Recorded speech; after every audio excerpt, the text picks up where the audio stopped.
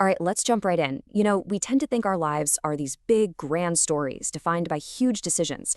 The job you take, the person you marry, the city you move to. But what if that's not the whole story? What if the real story of who we are is actually written in the margins, in the tiny, almost invisible things we do every single day? Well, that is exactly what we're going to dig into, the surprising power of our smallest habit. So, to help us frame this, I want to give you a great word for it: marginalia. Now, literally, it means the little notes you'd scribble in the margins of a book, but it also has this second meaning: things we consider non essential or kind of unimportant. And we're about to see how these supposedly non essential things are actually, well, everything.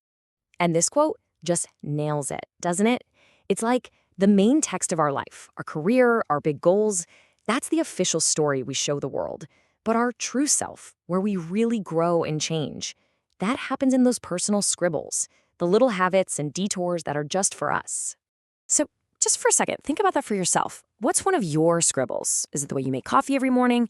That quick phone call to a friend? To really see this in action, we're going to look at a fantastic example from the source material, a daily battle that I think a lot of us are going to find very, very familiar. Okay, so let's get into the nitty-gritty. We're about to break down the story behind one of these scribbles, this simple but oh so difficult act of just waking up on time. It seems so small, right? But as you'll see, it can be the foundation for absolutely everything else. So here it is, the battlefield, a warm, cozy bed on a cold morning. The source describes this as a challenge that honestly never really gets any easier. It's this tiny internal war between comfort and intention, a small battle we fight at the start of every single day.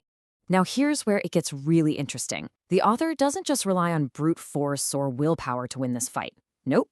Instead, they've built this incredibly unique, kind of quirky, and deeply personal system, almost like an internal architecture, designed for one purpose: to get out of bed. And here's what that system looks like. It's brilliant. First, there's a bit of self-sabotage, using guilt. Basically using workout clothes that are, let's say, on their last legs as the perfect excuse to go work out and give them a good send-off. Then there's optimizing with a basic need: hunger. Waking up hungry is a trigger, because any delay messes up the whole day's meal schedule. And finally, the real core driver: just that deeply satisfying feeling of making the most of a situation. It's this fascinating personal mix of logic and psychology. So, here's the crucial point. That one single decision: get out of bed or don't. It's not just about that one moment. It is the first domino in a long chain reaction that really ends up shaping the entire day, and in the long run, your whole state of mind. And this lays it out perfectly. These are the two paths that split off from that one tiny choice. Win that battle with the alarm clock, you get a feeling of mental relief. But if you hit snooze, you might carry this vague sense of agitation with you for the rest of the day. So the stakes are actually way higher than just a few extra minutes of sleep. And here's how that domino effect actually plays out step by step. The trigger is simply waking up on time. That leads to the action: hitting the gym. The immediate reward for that action is that feeling of mental relief. And the final result: life just feels more manageable. It's an amazing cascade that all starts with one small, deliberate act. Now, we've got to be realistic here. The author is really clear that this one habit isn't some magic bullet that solves all of life's problems. Of course not. But what it is a foundational practice. It's the anchor. It provides the stability you need to handle all the other stuff life is going to throw at you. I absolutely love this image from the source because it just captures the whole idea so beautifully. Think about it. Every day you follow through, you're making one tiny little check mark on a calendar. By itself, one check mark is nothing, right? It's insignificant. But over months and years, all those little marks start to add up.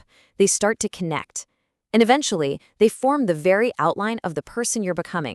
So let's bring this all home. What's the big takeaway here?